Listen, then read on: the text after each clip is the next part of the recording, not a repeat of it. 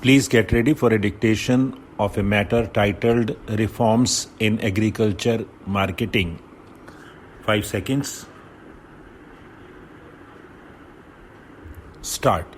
For a very long time, reforms in agriculture marketing have been debated, but no decisive action had been taken.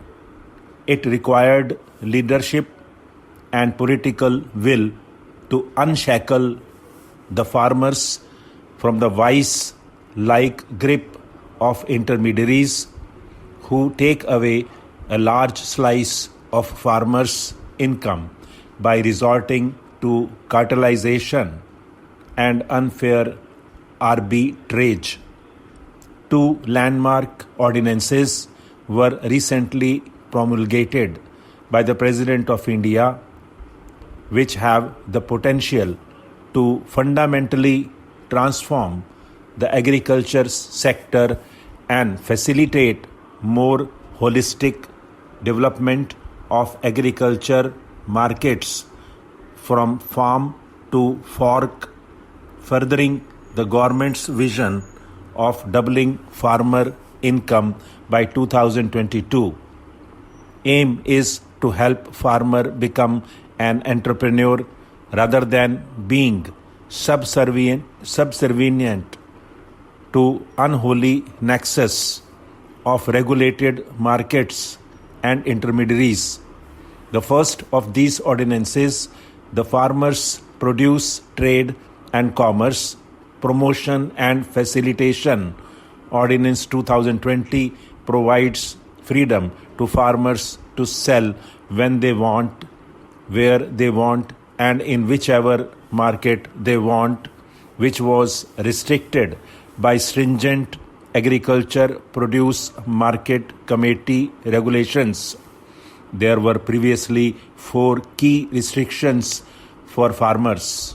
First, location of market, which is restricted to the nearest geographic market.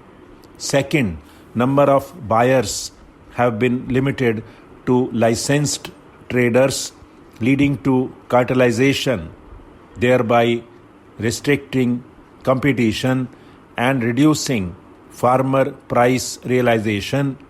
Third, non-availability of sufficient infrastructure facilities due to lack of private investment outside the mandi.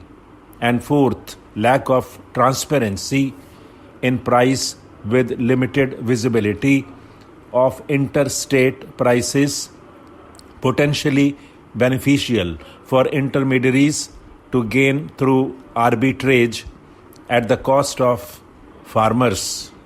In addition to these restrictions, farmers face multiple operational challenges, including prohibitive transportation costs to the nearest market, long queues at market, and delays in auction, local mafia raj, etc.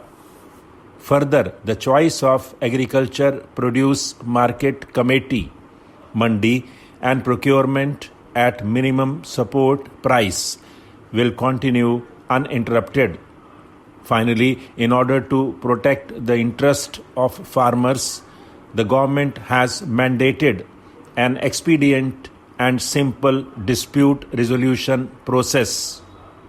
With the new ordinance in place, a vibrant ecosystem will be created for farmers and traders, creating an unrestricted markets with 3 key benefits. First, choice of market, allowing a farmer to sell in any state or national market that offers the best prices. This will limit the high dependence on local traders and enable farmers to realize the best prices for their produce without having to pay commissions and fees to middlemen. A competitive marketplace will be created with large number of buyers, leading to higher price realization for farmers. Second, choice of place, allowing farmers to sell from any location, including farm gate, storage points like warehouses or silos, private mandis, or the agriculture produce market committee markets, with the option to sell at farm gate or warehouse. Farmers can reduce transportation overheads and improve net realization, in addition to sidestepping the challenges faced in current markets. Stop.